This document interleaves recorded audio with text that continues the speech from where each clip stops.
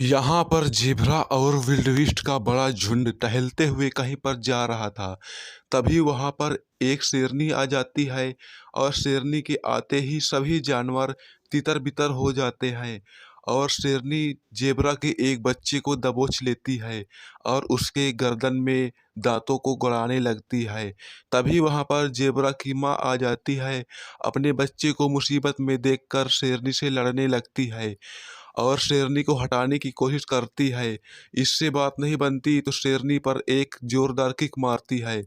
Zebra के kick मारते ही शेरनी दूर हो जाती है और ज़ेब्रा अपने बच्चे को लेकर भाग जाती है। जिराफ को अपना शिकार बनाने के लिए दो शेरनियां जिराफ के पीछे दौड़ने लगती हैं और जिराफ को बहुत दौड़ाने के बाद एक शेरनी थोड़ा सा आगे बढ़कर दौड़ने लगती है और शेरनी जिराफ के आगे आकर उस पर झपट्टा मारने की कोशिश करती है और जिराफ उसको नीचे ढकेल देता है और जिराफ थोड़ा आगे बढ़कर उसको नीचे गिरा देता है और शेरनी के नीचे गिर जाने पर उस शेरनी के पीठ पर इतने लात बरसाता है कि शेरनी के अकल ठिकाने आ जाते हैं।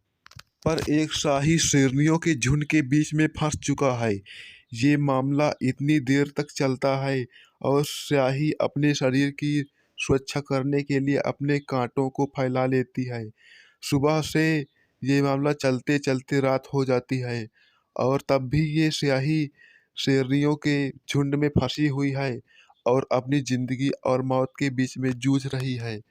पर स्याही इतनी हिम्मत वाली है कि इन सभी शेरनियों का सामना अकेले ही करती है, क्योंकि इसके शरीर पर लगे हुए कांटे इसकी रक्षा करते हैं।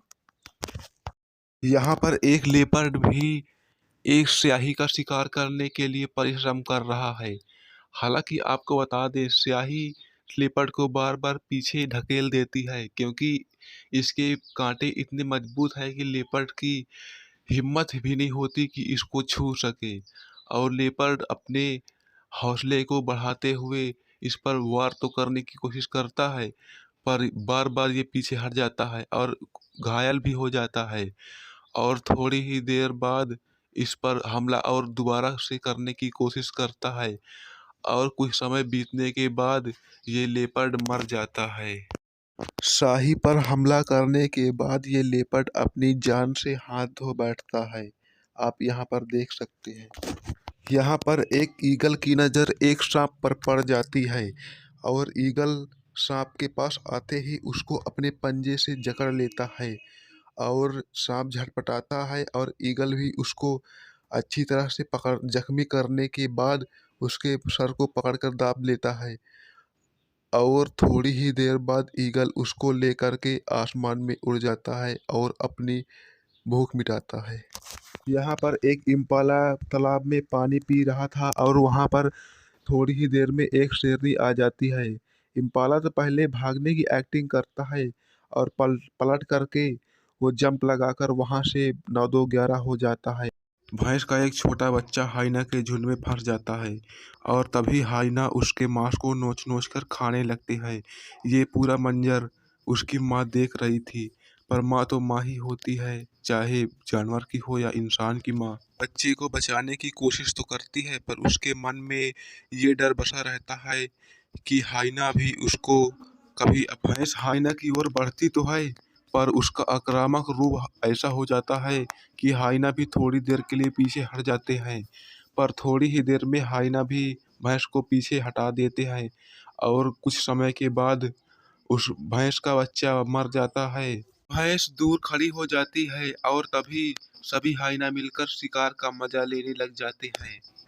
उसके मैदान में तमाम जानवर खड़े होते हैं और वहाँ पर एक ज़ेबरा भी अपने बच्चे को अभी-अभी जन्म देती है और उसका बच्चा अभी-अभी इस दुनिया में आया हुआ था और अपने पैरों से खड़ा होने की कोशिश करता है, पर ज़ेबरा के बच्चे के अंदर इतनी ताकत नहीं होती कि वो पूरी रीति से खड़ा हो सके और थोड़ी ही देर बाद एक शेर आ जाता है और ज़ेबरा के बच्चे की गर्दन पकड़कर उठा लेता है और उसको मारकर खा जाता है।